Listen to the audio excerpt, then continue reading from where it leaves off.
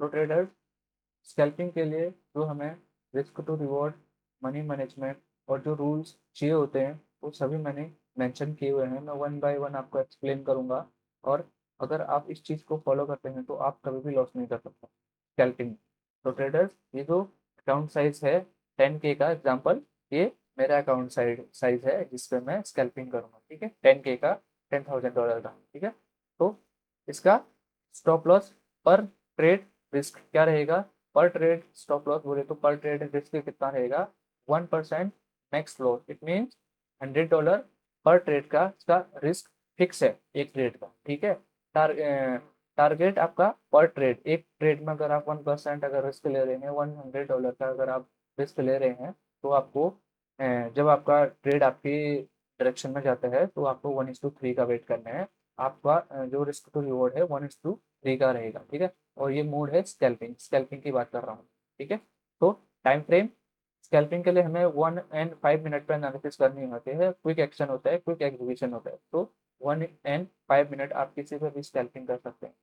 Trade hold time, तो आप कितनी ट्रेड के लिए, स्कैल्पिंग में कुछ रूल्स ज़्यादा होते हैं, तो ट्रेड ट्रेड होल्ड के लिए भी आपको एक लिमिटेड टाइम डिसाइड करना पड़ेगा। तो 5 से 15 मिनट से ज़्यादा आप किसी भी ट्रेड को होल्ड नहीं कर सकते हैं, चाहे वो प्रॉफिट में जाए चाहे वो लॉस में जाए। ठीक है, तो आपको जैसे 5 to 15 मिनट हो जाते हैं आपको ट्रेड कट करना है। तो 90% सेटअप आपको कहाँ पे मिलेंगे? आपको इसके लिए कोई सेटअप ढूंढने की जरूरत नहीं है। अपने पास सपोर्ट रेजिस्टेंस, तो आपको जो 90% सपोर्ट और रेजिस्टेंस है यहाँ पे आपको स्कैल्पिंग करने का मौका मिलेगा। बिकॉज यहाँ पे बहुत सपोर्ट पे मार्केट छोटे टाइम फ्रेम पे रिस्पेक्ट करता है किसी भी लेवल को। ठीक है, चाहे सपोर्ट हो तो चाहे रेजिस्टेंस हो, वहाँ पे वो रिएक्ट करता है और उसी रिएक्शन पे आपने एक्शन लेना है और अपना प्रॉफिट बुक करना है। ठीक है, उसी स्पीड से।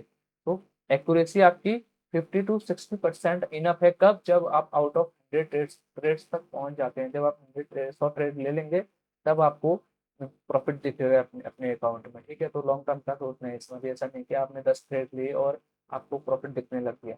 प्रॉफिट लॉस दिखेंगे बट आप उसको न्यूट्रल रह के आप अपना प्रोसेस फॉलो करते जाइए। 100 ट्रेड्स के बाद आपको कुछ प्रॉफिट्स दिखेगा। तो 50 to 60% इनफ होती है, बहुत होती है। ठीक है, तो और calculate lot size depend on setup and risk management. तो आपका जो लॉट साइज है वो आपके स्टॉप लॉस पर डिपेंड करता है। कहीं पर आप स्कैल्पिंग कर रहे हैं वहां पर आपको स्टॉप लॉस का रूम ज़्यादा देना है। मार्केट का मूवमेंट तेज है तो वहां पर आपको लॉट साइज कम करना पड़ेगा। कहीं पर आपका स्टॉप लॉस छोटा हो रहा है तो वहां पर आप लॉट साइज बढ़ा सकते हैं। ठीक है, अपने रिस्क मैनेजमेंट के हिसाब से। बट आपका जो चाहे स्टॉप लॉस बड़ा हो या छोटा हो, तो वहां पर आपका लॉस ओनली 1% होना चाहिए और प्रॉफिट 15% होना चाहिए। तो and if 10 SL back to back account 10%, ये सबसे वर्स्ट केस है, सबसे गंदा सिनेरियो है कि आपके साथ सबसे बुरा से बुरा क्या हो सकता है इस दौरान। तो ट्रेडिंग में तो दोनों चीजें लेके चलना होता है। तो अगर बैक टू बैक आपके 10 स्टॉप लॉसेस लग जाते हैं, ऐसा पॉसिबल नहीं है बट आपके लग जाते हैं, तो इससे क्या होगा? ज्यादा से ज्यादा आपका अकाउंट जो है 10% ड्रॉ डाउन हो जाएगा। ठीक है, तो और अगर आपका 10% अगर टारगेट हिट हो जाते हैं, आपके back to back 10 target hit हो जाते हैं, तो आपका अकाउंट 30% अप में जाएगा, क्योंकि आप 1:3 का रूल फॉलो कर रहे हैं। तो अगर आपके 10 TP back to back hit होते हैं तो आपके 30% अकाउंट अप में जाता है। तो फाइनल रिजल्ट आप फाइनली तब भी 20% अप में रहेंगे एट द एंड। ठीक है, ऐसे वर्स्ट केस में। तो और 1 hour gap between two trades, अगर आप 2 ट्रेड प्लान कर रहे हैं तो आपको उसके बीच में 1 घंटे का गैप देने हैं। आपने एक ट्रेड अभी ले लिया 12 बजे, तो आपको जो दूसरा ट्रेड अगर आपको लेना है तो आपको बीच में, अगर 12 बजे लिया है तो 2 बजे के बाद आप दूसरा ट्रेड लेंगे। ठीक है, तो 4 ट्रेड पर डे, तो एक दिन का आपको सिर्फ 4 ट्रेड लेने हैं। एक दिन में आपने सिर्फ 4 ट्रेड ही प्लान करने हैं। कम ट्रेड प्लान करो बट अच्छे सेटअप ढूंढो। और स्कैल्पिंग है तो आपको दिन में सिर्फ 4 ही ट्रेड करने हैं, 1:3 रिस्क टू रिवॉर्ड के साथ। ओके, तो no fix time for scalping. ठीक है, तो स्कैल्पिंग के लिए कोई भी फिक्स टाइम नहीं होता, आप कभी भी ट्रेड कर सकते हैं, बट ट्रेड उसमें कीजिए जिसमें थोड़ी सी लिक्विडिटी हो, थोड़ा सा मार्केट मूवमेंट से, क्योंकि आपका आपने टाइम फिक्स किया हुआ है 1 से 5 मिनट, 5 से 15 मिनट। तो अगर आपका 15 मिनट में TPSL हिट नहीं होता है तो उसके लिए आपको लिक्विडिटी चाहिए। तो आप उस इंस्ट्रूमेंट में, उस पेयर में ट्रेड करें जिसमें थोड़ी सी लिक्विडिटी हो, थोड़ा सा मार्केट मूवमेंट दे। अगर आप साइडवेज मार्केट में या संडे वीकेंड को आप ट्रेड लेके बैठ जाएंगे तो आपका टाइम वेस्ट होगा और आपके बैक टू बैक प्रोसेस होंगे।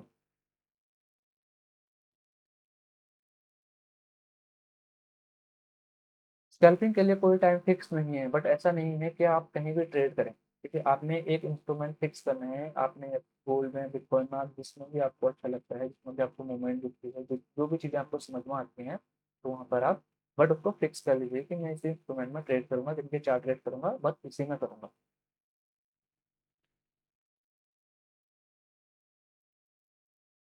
हमेशा आप जो ट्रेड प्लेस करेंगे वो हमेशा आप स्टॉप लॉस के साथ स्टॉप लॉस काउंट करके ही आप कोई भी ट्रेड प्लेस करेंगे। बिना विदाउट स्टॉप लॉस आप ट्रेड प्लेस नहीं करेंगे। ये नहीं कि आपने पहले पोजीशन खोली उसके बाद जाके आप स्टॉप लॉस कैलकुलेट कर रहे हैं। ये आपका प्री प्लान होना चाहिए कि अगर मैं यहाँ पे मैं बाई करूंगा तो मेरा स्टॉप लॉस कहाँ पर रहेगा, क्या वो सही लेवल है मेरा स्टॉप लॉस के लिए, और क्या उस स्टॉप लॉस इस उस गैप में जो मेरा रिस्क मैनेजमेंट वो कंप्लीट हो रहा है, मेरा जो $100 का जो रिस्क है वो उससे ज़्यादा तो नहीं जा रहा है। तो ये चीज़ें आपने ध्यान रखनी है। ये कैलकुलेशन आपने ट्रेड लेने से पहले करना है, लॉट साइज का और पिप्स का कैलकुलेशन आपने ट्रेड से पहले करना है।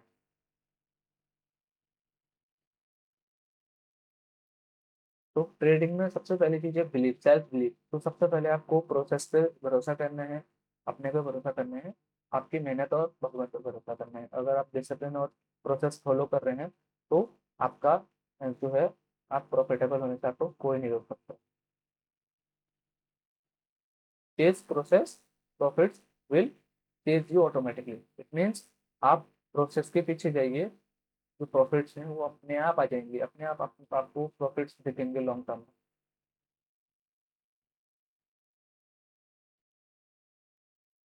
आप 20 हम 20 दिनों की समरी लेके चलते हैं। अगर आप 20 दिन में 4 ट्रेड पर डे लेते हैं तो 20 को 80, मतलब आपकी 80 ट्रेड्स 20 दिन में हो गई, मतलब एक महीने में आपके 80 ट्रेड्स हो गए। मिनिमम 50% एक्यूरेसी आपकी, ठीक है। तो मान के चलो आपके 40 ट्रेड पॉजिटिव रहे और 40 नेगेटिव रहे, तो पॉजिटिव में आपका $12,000 का आपका प्रॉफिट है और नेगेटिव में आपका $4,000 लॉस है। तो दोनों मिला के नेट प्रॉफिट आपका एट एट 8,000 है। ये आपका बेस्ट और कैलकुलेट में बहुत पोटेंशियल होता है अगर आप सही से रिस्क टू रिवॉर्ड और सही से डिसिप्लिन फॉलो करें। तो +80% कुछ भी नहीं है, ठीक है। आप इससे भी ज़्यादा अचीव कर सकते हैं। +80 कुछ भी नहीं है, ये मिनिमम बता रहा हूँ मैं, ठीक है। तो ये प्रोसेस जो डिसिप्लिन और प्रोसेस का जो पावर है, इसको बिलीव करिए, खुद पे बिलीव करिए, सब कुछ पॉसिबल है। थोड़े से आपको जो है रूल्स फॉलो करने हैं मार्केट में। अगर आप रूल्स फॉलो करेंगे तो मार्केट आपको अपने हिसाब से नहीं चला सकता है। का चार्ट है, ठीक है। गोल्ड के चार्ट पर देखो आप, ये मैंने 1 मिनट का टाइम फ्रेम ओपन किया हुआ है, ठीक है। 1 मिनट के टाइम फ्रेम में आप देख सकते हैं कि मैंने एक रेंज, ये रेंज है, रेंज के ऊपर क्या है, रेजिस्टेंस है, नीचे सपोर्ट है। तो मैंने बोला था कि आपको मैक्सिमम ट्रेड 90% आपको सपोर्ट और रेजिस्टेंस पे ही मिलेंगे। बस आपको मार्केट का थोड़ा सा डायरेक्शन पता होना चाहिए, मार्केट किस डायरेक्शन में है, डाउन डाउन ट्रेंड में है। आप शॉर्ट टाइम फ्रेम पे अगर एनालिसिस कर रहे हैं और अगर शॉर्ट टाइम के लिए अगर ट्रेड ले रहे हैं तो आपको जो डायरेक्शन है वो भी आपको शॉर्ट चाहिए। आपको बड़े टाइम फ्रेम पे एनालिसिस करने की जरूरत नहीं है, बस आपको पता होना चाहिए कि मार्केट अभी शॉर्ट टाइम फ्रेम पे डाउन ट्रेंड में है, ठीक है। तो आपको 1 मिनट पे ही आपका ट्रेंड भी पता चल जाएगा। शॉर्ट टाइम पर आपने देख लिया कि मार्केट डाउन ट्रेंड में है, तो डाउन ट्रेंड में हम एक चीज करेंगे कि हम कोई भी लॉन्ग ट्रेड नहीं लेंगे, हम सारे के सारे शॉर्ट ट्रेड लेंगे। लॉन्ग ट्रेड तब लेंगे जब मार्केट सपोर्ट पे होगा, ठीक है। मैं दो ही चीज है, ये 50% का रूल ये है, सपोर्ट ये है, ये रेजिस्टेंस है और ये सपोर्ट है। सपोर्ट और रेजिस्टेंस है, अगर जो भी हमें बाई जो भी हमें हम बाइंग के ट्रेड ढूंढेंगे, ये प्रीमियम जोन है बाइंग के लिए और ये डिस्काउंट जोन है। तो हम जो भी ट्रेड प्लान करेंगे बाइंग के लिए इस लेवल से नीचे करेंगे, ठीक है। हम जो भी बाइंग बाइंग करेंगे वो इस लेवल से नीचे से हम बाइंग करेंगे, ठीक है। और उसी का अपोजिट है, हम जो भी क्या बोलते हैं हम जो भी सेलिंग का प्लान करेंगे वो हम इस लेवल के ऊपर से करेंगे, ठीक है। और जो भी बाइंग का प्लान करेंगे वो इस लेवल के नीचे से करेंगे। इस लेवल के बीच में और इस लेवल के बीच में हमने कोई भी बाइंग सेलिंग नहीं करनी है, और इस लेवल के जो ऊपर में है टॉप पे हमने नहीं लेवल के टॉप पे हमने ना ही बाइंग करनी है, और इस लेवल लेवल के सबसे मतलब सपोर्ट के पास हमने ना ही सेलिंग करनी है और ना ही रेजिस्टेंस के पास हमने बाइंग करनी है, ठीक है। इसका ध्यान रखना। हमने सिर्फ सपोर्ट के पास हमने बाय करना है और रेजिस्टेंस के पास हमें सेल करना है। ये कुछ रूल्स हैं, इसे आप याद रखना। ठीक है, अभी हम स्मॉलर टाइम फ्रेम पे जाएंगे। स्मॉलर टाइम फ्रेम पे हम गए। ठीक है, तो यहाँ तो मार्केट का आप यहाँ पे देखते हो, यहाँ पर आप देखो मार्केट का क्या है। यहाँ पर गोल्ड का क्या है, एक रेजिस्टेंस लेवल है। रेजिस्टेंस लेवल मीन्स यहाँ पर मार्केट ने रिएक्ट किया है। तो अगर जब मार्केट यहाँ पर रिएक्ट किया है तो अ, जब कोई भी सपोर्ट ब्रेक होता है तो सपोर्ट बिकम रेजिस्टेंस। ये तो आपने पढ़ा होगा अगर आप ट्रेडर हैं। Support become resistance. तो मैंने बोला था आपको रेजिस्टेंस पे, अगर सपोर्ट बिकम रेजिस्टेंस हो गया तो आपको वहां पे सेल करना है। मैंने बोला था रेजिस्टेंस पे सेल करना है, ना कि बाय करना है। तो सपोर्ट बिकम रेजिस्टेंस, यहाँ पर देखो दो बार मार्केट ने यहाँ पर सपोर्ट लिया हुआ है। तो ये अभी सपोर्ट एज अ रेजिस्टेंस यहाँ पे काम करेगा। तो मार्केट जैसे ही स्विंग बना के यहाँ पर आपने पहले से प्लानिंग करके रखना है, अपना ट्रेड प्लान करके रखना है। ठीक है, तो मार्केट जैसे वो लेवल टच करते हैं, आपने यहाँ पे अपनी पोजीशन बना ली है 1:3। आपने मार्केट कितना भी भाग जाए, आपने सिर्फ आपका रिस्क टू रिवॉर्ड फिक्स रहना चाहिए, नहीं तो आप कोई भी प्रॉफिट बुक नहीं कर पाएंगे लंबे रिस्क टू रिवॉर्ड के चक्कर में। ठीक है, आपने यहाँ पे अपना 1:3 का फिक्स है आपका, तो आपका यहाँ पर 1:3 मिल गया। तो मार्केट दोबारा दोबारा मार्केट उसी लेवल को टच करने के लिए आता है। देखो, तो ये अभी भी रेजिस्टेंस है। जब तक मार्केट इसको ब्रेक नहीं करता तब जब तक ये रेजिस्टेंस है तब तक ये लेवल काम करेगा। तो आप यहाँ पे फिर से यहाँ पर भी सेल कर सकते थे और आप यहाँ पर भी सेल कर सकते थे। यहाँ पे दो ट्रेड मिल जाते हैं आपको। 1:3 का एक ट्रेड मिल गया और 1:3 का एक 1:3 का ट्रेड आपको यहाँ पे मिला है और वापस आपको 1:3 का ट्रेड यहाँ पे मिल गया। देखो,